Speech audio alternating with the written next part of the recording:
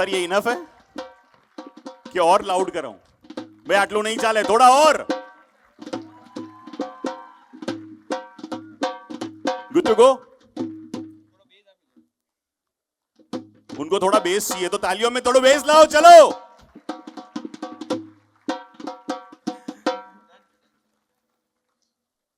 Sir ready? હવે બેસ ટ્રેબલ mid બધું check. હું જાઉં? ઓકે.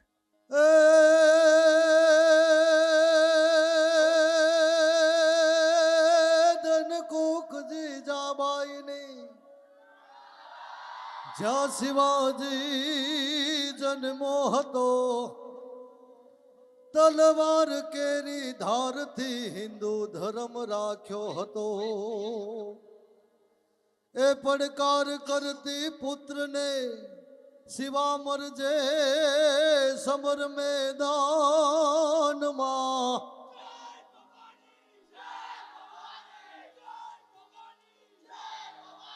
એ યમ દેશની એ આર્ય રમણી અમર છે ઇતિહાસમાં. અમ દેશની ને આર્ય રમણી અમર છે ઇતિહાસમાં.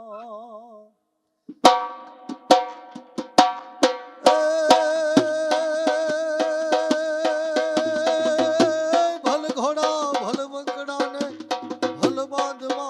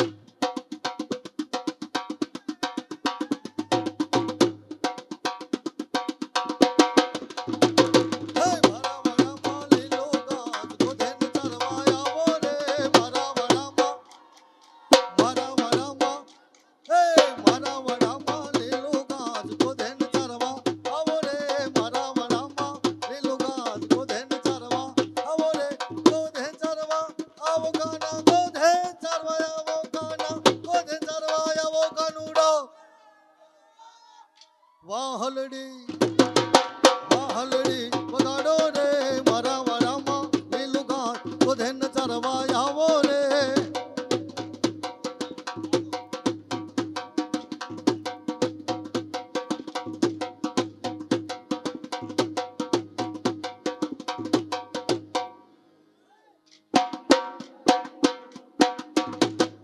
મારે તે ટોડલે બેઠો લો મોરલો મોરલો ક્યાંથી આવ્યો જી હો. મારે ટોડલે બેઠો લો મોરલો મોરલો ક્યાંથી આવ્યો જી હો.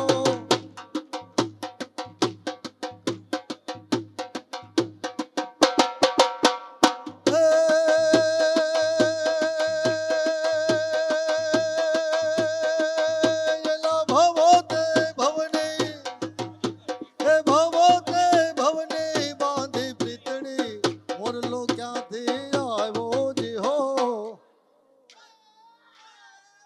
હે મારે તે ટોડલે બેઠો લો મોરલો મોરલો ક્યાંથી આવ્યો જી હો.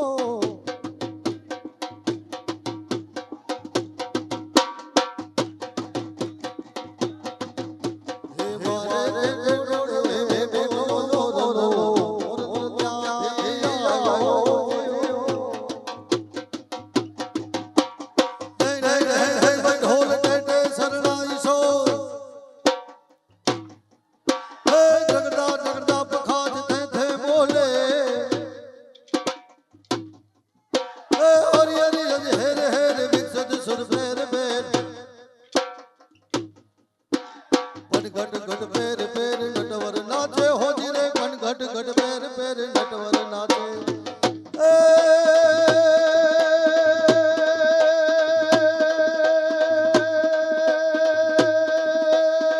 રાવણ સરીખો રે રાવણ સરીખો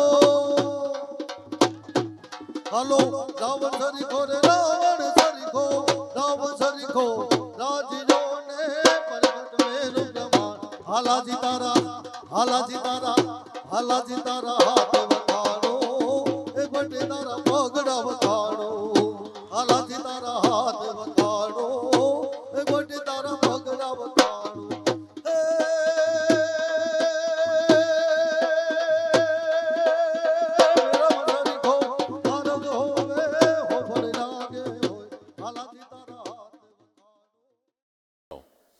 હાય વડોદરા મજામાં. इससे ज्यादा गुजराती सीखी. કેમ છો? શું છે? સારું છે. and the usual dokda fafda and this stuff. Did you eat anything? Yeah, of course I did. Of course, yeah. So I'm in Mumbai, yeah, tons of Okay. Gujaratis, and I love Gujarati food as well. Yeah, especially dhokla. Okay, all right. So let me start this conversation on a slightly casual note. Amish, as we all know, you started writing, or the first published book was The Immortals of Melua, and after that you've not looked back, in the sense that you've published a lot of books. What was that one thing that motivated you to keep writing apart from the paycheck? No, when I was writing, I didn't have any paycheck. I wrote my first two books along with my job, and I resigned only after my second book, when my royalty check became more than my salary. Look, all of us, we can, from our parents, we can either get blessings or we can get property. Yeah, I got only blessings from my parents. Yeah? So in all my career choices, I had to be practical, pragmatic, and one has to earn the paycheck. So only after my second book, when the royalty check became more than my salary, then I resigned. I wrote my first 2 books along with my job. So I must tell you that you were a banker. I am a banker. You're a banker. कहाँ पे? मेरी surname banker है sir, बाकी और कुछ so, मैं सिर्फ loan लेता हूँ सर, देता नहीं हूँ किसी को. लौटाते हो कि नहीं? जब तक इंडिया में हूँ तब तक तो लौटाऊंगा. फिर पता नहीं. See, I come from a Gujarat, the state of Gujarat, so you know the history of. Let's not go there. सीधा सीधा आगे बढ़ते हैं. I don't know what you're saying. Okay, I don't know if that group actually got the joke or not, but they did get a laughter. All right, so very quickly now, why did you choose to delve into the mythological subject? Why that choice? Any particular reason? Was there an inspiration? Did that fascinate you? Mythological books या mythological subject पे क्यों लिखना choose किया आपने? यार, जहाँ रुचि है, जहाँ ज्ञान है, the books emerge out there. I had an interest in this. But I think also जो युवा पीढ़ी है, the youth, they have been interested in this as well. The wonderful dance that we just saw,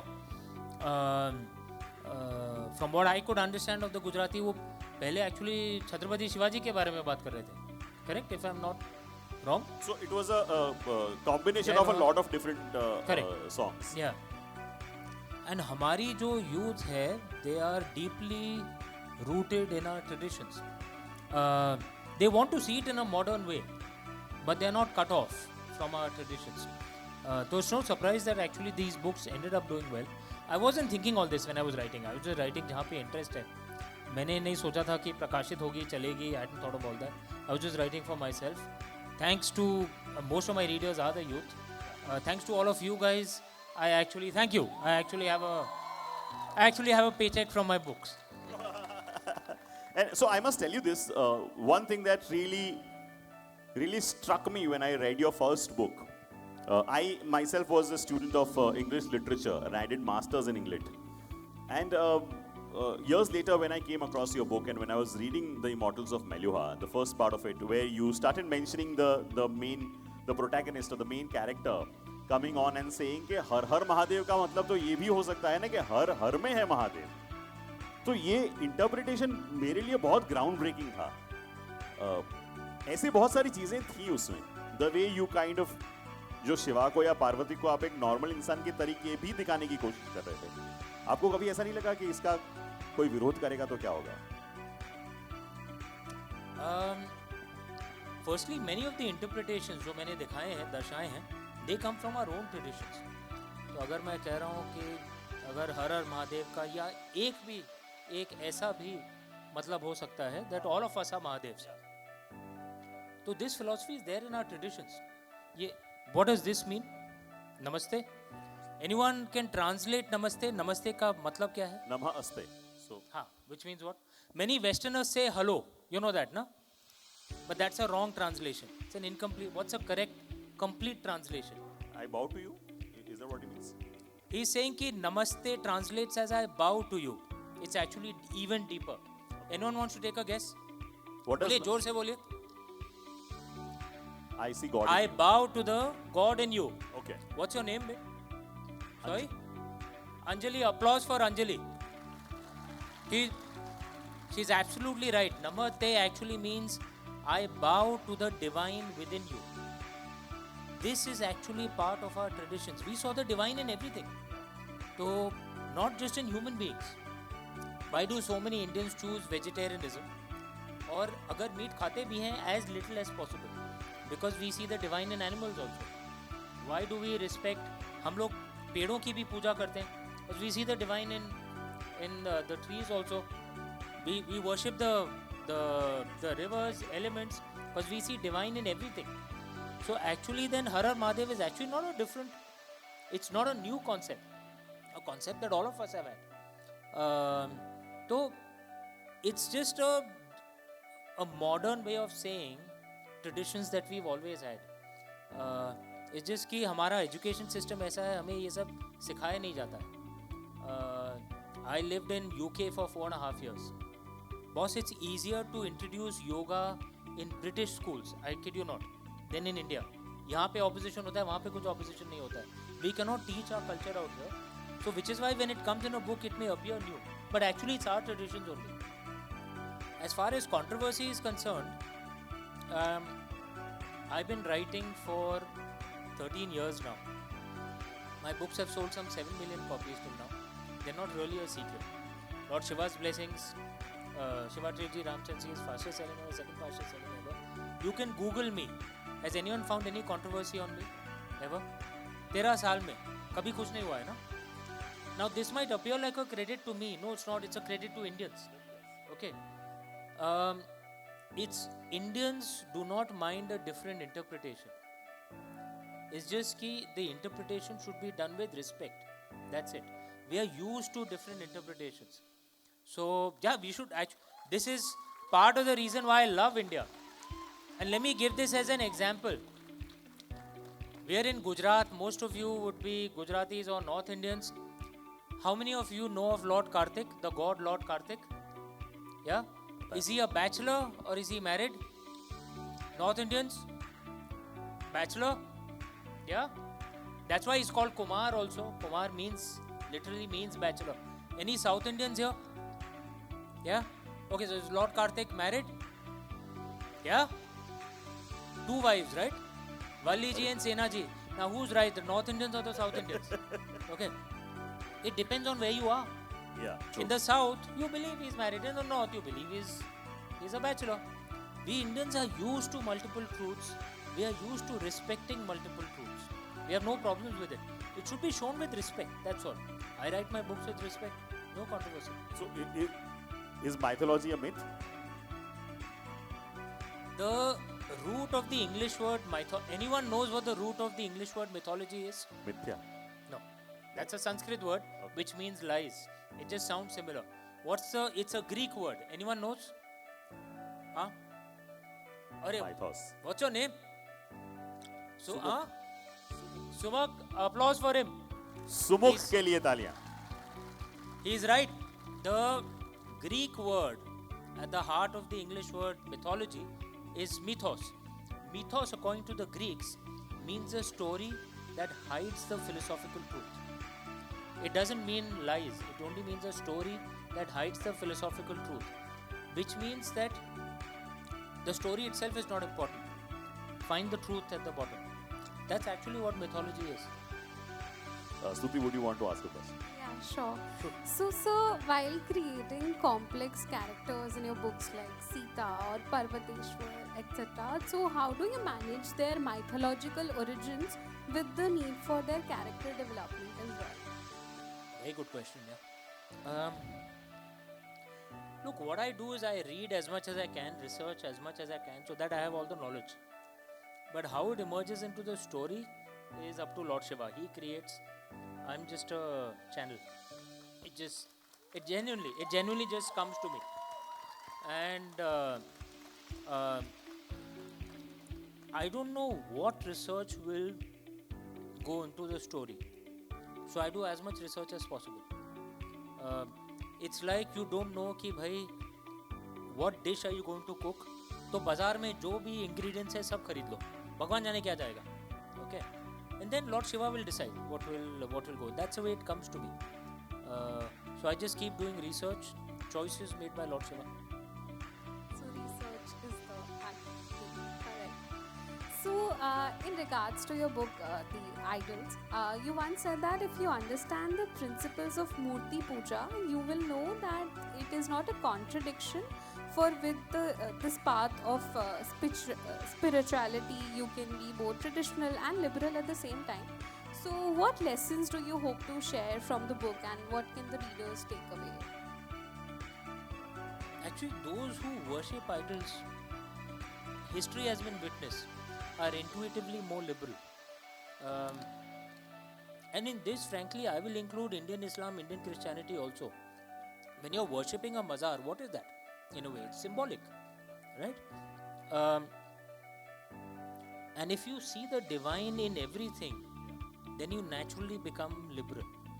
Why? Because you're willing to accept a different what is liberalism? Ki bhai, you have a different point of view, I have a different point of view. I'm not going to cut your head off just because you have a different point of view. I'll say, okay, you follow your point of view, I will follow my point of view. Or the way the kids say it, you know, you do you, I'll do me, right? And we will mutually respect each other. That's what liberalism is. So liberalism is not like in the West, for example. I lived in London, like I said, for 4.5 years. I was a diplomat. So out there's this new thing now that there are 76 genders. Okay, I'm not so sure, but I'll respect someone else's right to believe that there could be 76 genders. But if that person forces it on me, okay, that is not liberalism. So, like in the traditional Indian way, we believe there are 3 genders. There's masculine, feminine, and the neutral gender.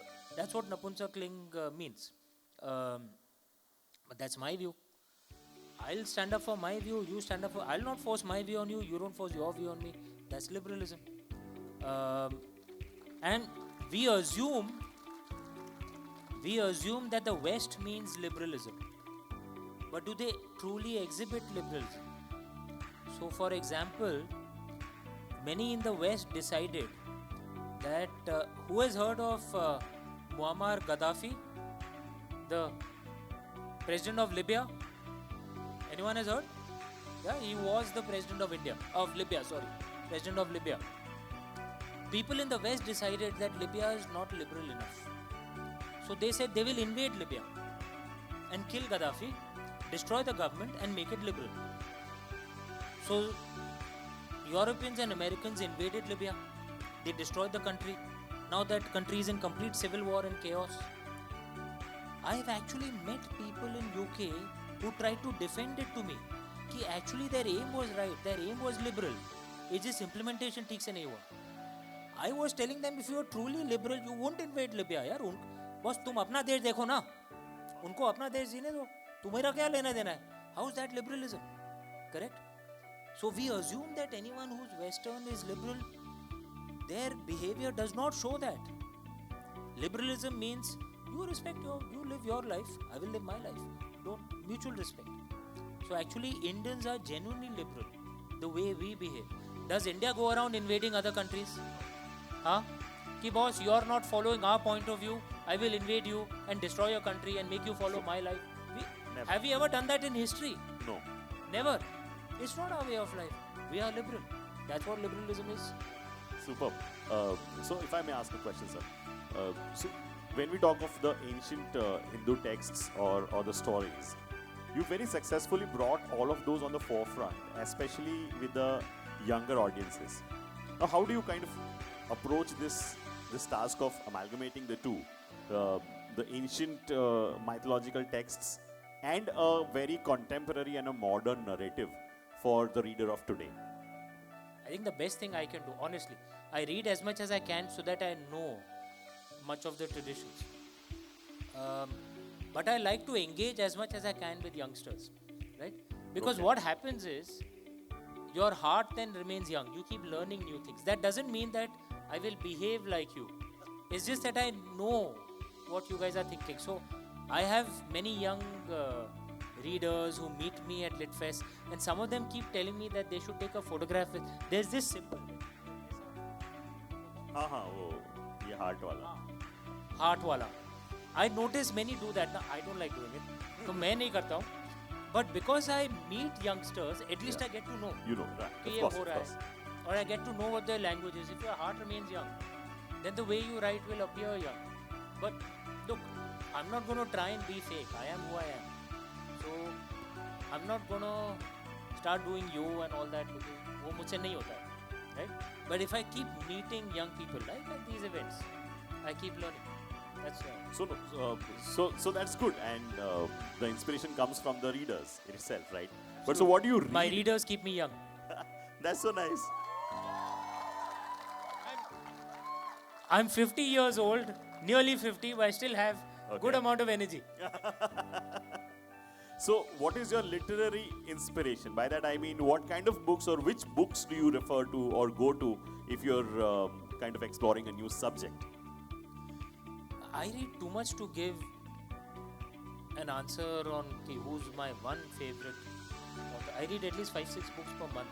I've been reading at that pace for decades. So normally how I answer this is of the books I've read in the recent past. Which ones do I like? So there's this book by Andrew Wilson called The Making of the Modern World, 1772. Very interesting book. I read more non-fiction. And he speaks about how that year and that period gave rise to the modern West with the age of reason. And essentially he believes that's what created what he calls the post-Christian West, where Christianity has actually declined quite a lot in the West. So they became very successful, advancements in science, lots of money, but their core religion, which kept the society together, started dissipating.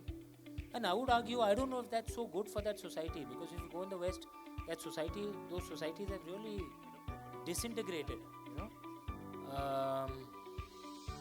So, like in the UK, there are many churches out there which have been converted into restaurants, discotheques, okay. And look, I'm not a Christian, but I went to one of these places and it was a restaurant that had been converted into a discotheque. And you know, Western churches, they have this lovely stained glass, you know, windows. And this was a church converted into a discotheque. There's a stained glass window of Jesus Christ out there. And in front of it, there were things happening which at least I think should not be happening. In front of, I actually, and I was a Christian, but I'm not a Christian, but I was feeling bad and I left. But there are many Westerners and British out there who are drinking and enjoying. So, is that good for a society? I don't know. I mean, look, I'm not some Ponga Pandit. You know, have fun, drink, but yaar, वहाँ पे तो नहीं. थोड़ी मर्यादा में मतलब. थोड़ी मर्यादा होनी चाहिए. तो, is that good for the West? I don't know. So that's a learning we should have in India. Let's not go down that extreme a path. So this is about cultures and probably how religions have maybe evolved. But going back to mythology, do you think Indian mythology is the richest amongst all? Because obviously there is Greek, there is Roman, there is Egyptian, maybe there is Chinese. I've not really explored that much. But do you think that the other mythologies are also very have rich. potential? They are very rich. It's just that those other cultures are not living cultures. So, you know, ancient Greek mythology is a museum piece, sadly. You know, same with ancient Egyptian mythology. It's just in a story. No one out there believes in Zeus anymore in Greece. No one believes in Amun-Ra in Egypt. In India, we still do, right? So actually, those are also very ancient. Explore them. बहुत सुंदर है. So, sir, considering it is a literature festival hosted by IIM and Par University, so we have a fun element, and that's a rapid fire round. अरे बाप रे. It's not one of those coffee with current type things. Right? मेरा hamper किधर है? Hamper भी आएगा sir. So it's called as Never Have I Ever. I will give you the situation, and you need to tell us whether you have or you're not. I saw there was a game on this, and it was a very dangerous game. So it happened at a party in London. Okay, I will be May the careful. gods be with you. I will be careful. Okay. Never have I ever regretted a major plot twist or narrative decision in my series. There was one I'm not so sure of, and I had two options, but from something in my heart just said I have to go this way. Sometime in my life I'll write the other version as well. Hidden Easter eggs or subtle references in my books that only a few readers would be able to notice. I leave Easter eggs everywhere. There are, even on the covers of my books, those who read my books in detail, even the covers, they have a lot of hidden. Do me a favor, the Ramchandra series, the 4 books, put them spine to spine. Okay, you know what the spine is, right? The edge. Put all the 4 books once next to each other. You'll see a clue emerge. All the 4 books. The first book was published in 2015. War of Lanka was published only last year. Just put the 4 books next to each other like this. 4 of them, a clue will emerge. Oh. Okay. Wow. Something as. So all my books are actually interconnected, and the biggest clue will be in my next book. So those who've read the Ramchandra series and the Shiva trilogy, you'll know that the Ramchandra series is actually a 1500-year prequel to the events of the Shiva trilogy. You guys know that, right? So, Shiva trilogy is Immortals of Meluha, Secret of the Nagas, Oath of the Vajiputras, and Ramchandra series, Ram, Sita, Ravan, War of Lanka. The fifth book of the Ramchandra series is what will connect both these series together. So the fifth book of the Ramchandra series, which I am going to start writing now, the fifth book can be read as the -1 book of the Shiva trilogy. The biggest clue is in the title of the fifth book itself. Is called Rise of Meluha. That's the fifth book. Oh, awesome, awesome. So these are all theories that that are All going on. theories I have. And to decode the covers, you have to know the Brahmi script, you have to know various things. But I've got clues hidden everywhere. Regretted revealing too much or too little about a character's background in your stories? I'm wondering if I've revealed too much right now only. Drawn inspiration from non-Indian mythologies or folklore for your stories? Yeah, of course, yeah. And my books have other parts of the world as well. Pariha, which is Persia, African parts, yeah. I've shown many parts. Wished you could experience the emotions of reading one of your books for the first time as an outsider. I always feel that, but unfortunately I can't. Tempted to reveal spoilers about future plot developments? I was just tempted right now, but I held myself back from revealing a little too much. Okay. Flirted with a fan?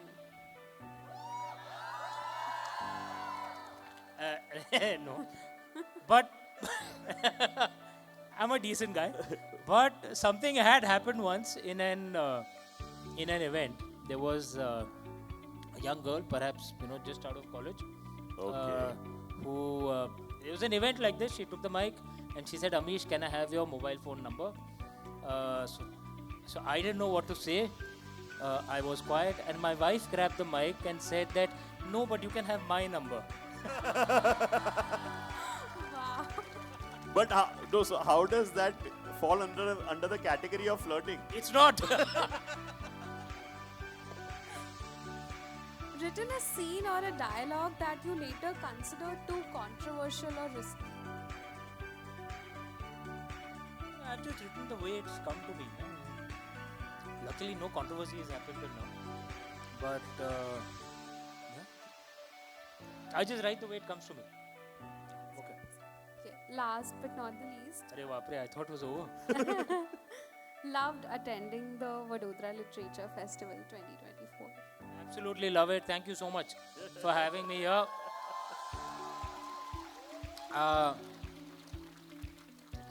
બહુ enjoy કરું છે, બહુ fine, Perfect છે, બહુ એકદમ enjoy perfect. કરું છે. અરે, एकदम परफेक्ट છે. બહુ વડોદરા લિટ ફેસ્ટ બહુ સારું છે. Okay, very quickly, I can take one or two questions from the audience, if I may. It's not very visible for me, but if I can have a show of hands, you can probably ask a question. Okay, all right. Yeah. अरे ऐसे ही बोल दे यार, सब अपना ही है क्या भाई?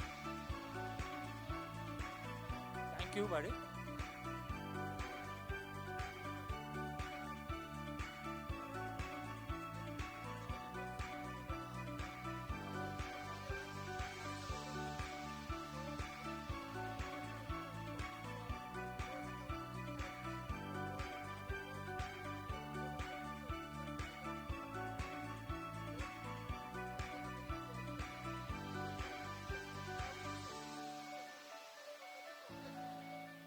Very good question. Very good question.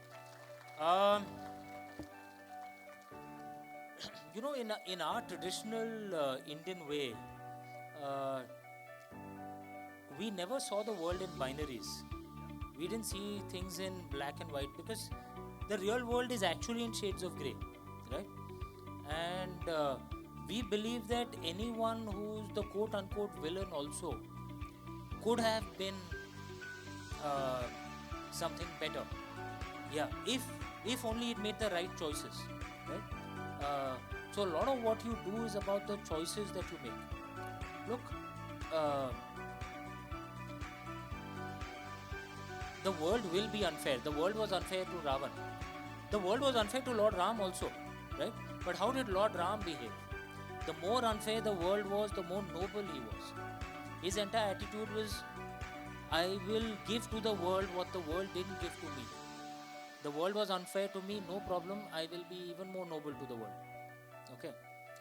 Whereas Ravan's attitude to his grief was, the world hurt me, I'll freaking burn everything down. Okay. Now, that of course didn't help the world, it didn't help him either. Right? And that's the entire point of how you react to grief. All of us suffer, boss. No one has a. You guys are young, hopefully you haven't suffered enough right now. But trust me, through life, no one has an easy life. Everyone suffers, it's the way of life itself. So much about what happens in your life is not about actually about the events that happen to you. It's about how you react to the events that happen to you. Okay? You can't control what fate does to you. You can control how you react to that fate. Right? And that is in a way a very empowering thought. That's all up to us, boss. God is not going to decide what happens in our life. We will decide. Okay?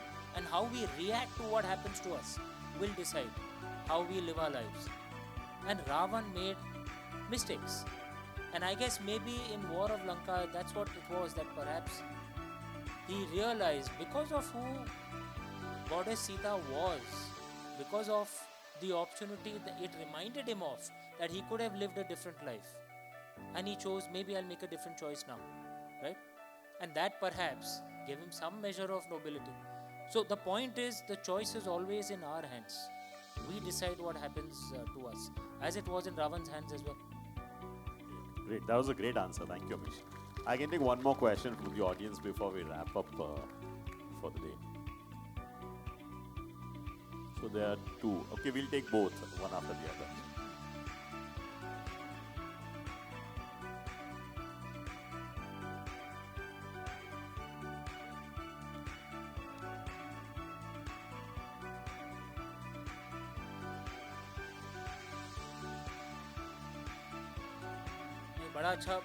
बड़ा अच्छा सवाल है आपका। ये legend of Suhel Dev की मेरी एक book प्रकाशित हुई थी 2019 में, और ये राजा सुहेल देव पर आधारित है। राजा सुहेल देव कुलीन जाति के थे, पिछड़ी जाति के थे। 1000 वर्ष पहले वो राज करते थे, और उन्होंने एक सेना बनाई थी जिसमें सब जातियों के हिंदू थे, भारतीय मुसलमान थे, बौद्ध थे, और जो एक विदेशी आक्रांता था जो गजनी से आए थे, उनकी पूरे सेना को ध्वस्त कर दिया था, और इतनी बुरी तरह से हराया था कि जो विदेशी जो तुर्की थे वो 150 साल तक वापस भारत आए नहीं, उनकी हिम्मत नहीं हुई। और ये दुख की बात है कि हमारी जो इतिहास की जो किताबें हैं, इतिहास के जो पन्ने हैं, उन किताबों में ऐसे महान योद्धाओं का नाम मिटा दिया गया है। और ये हरदम ये दिमाग में रहना चाहिए कि भाई अगर 1000 साल से विदेशी आक्रांता हम पर आक्रमण कर रहे थे, और हमारे इतिहास की किताबों में ऐसा दर्शाया जाता है कि भाई हम तो हर युद्ध हारते रहे। अगर 1000 वर्षों से हम हार रहे हैं तो आज तक जिंदा कैसे हैं भाई? मर जाने चाहिए थे। सत्य ये है कि हाँ, कुछ युद्ध हम हारे, लेकिन कई युद्ध हमारे पूर्वज जीते भी, लेकिन उन युद्धों के बारे में हमें सिखाया नहीं जाता है। उनमें से एक महाराज सुहेल देव की कहानी थी इसमें, और ऐसे कई कहानियाँ हैं। मेरा लक्ष्य है कि मैं लिखूँगा। एक अबक्का रानी थी दक्षिण भारत की, उनके बारे में मुझे लिखना है। राजेंद्र चोला, जो पता नहीं कितने अगर साउथ इंडियन तमिलियन हैं यहाँ पे, उनके बारे में मुझे लिखना है। एक भील राजा जो थे जिन्होंने महाराणा प्रताप की मदद की थी राजस्थान में, उनके बारे में लिखना है। तो ये कई हमारे महान योद्धा हैं जिन्होंने हमारे संस्कृति को बचा के रखा। उन सब पे शिव जी की कृपा रही तो पुस्तकें मैं लिखता रहूँगा उनके ऊपर। बहुत बहुत धन्यवाद। The last question from the audience.